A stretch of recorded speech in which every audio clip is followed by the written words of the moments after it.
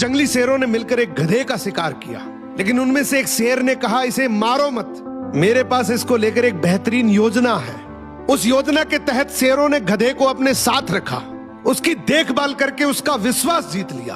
फिर एक दिन उसे वापस गधों के समाज में भेज दिया, पर इस बार वो गधा एक गधे की तरह नहीं, बल्कि वो एक शेर के समान गधों का राजा बनकर वापस आया था, जिसके पीछे सभी शेरों का साथ था। इसलिए बाकी सारे गधे इससे डरने लगे और उसके खिलाफ बोलने से कतराने लगे।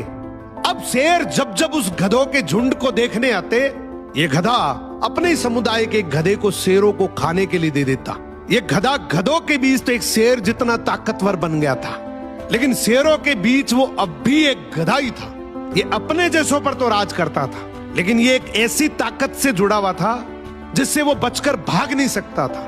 इसने हजारों मासूम गधों की कुर्बानी दी, सिर्फ ये सोचकर कि इससे मैं और ज्यादा ताकतवर बन जाऊंगा। एक दिन ऐसा आया कि सभी गधों ने एकजुट होकर उसका विरोध किया और ये ठान लिया कि इस बार शेर जब भी शिकार करने के लिए आएंगे तो हम में से कोई नहीं जाएगा, चाहे उसका परिणाम कुछ भी हो।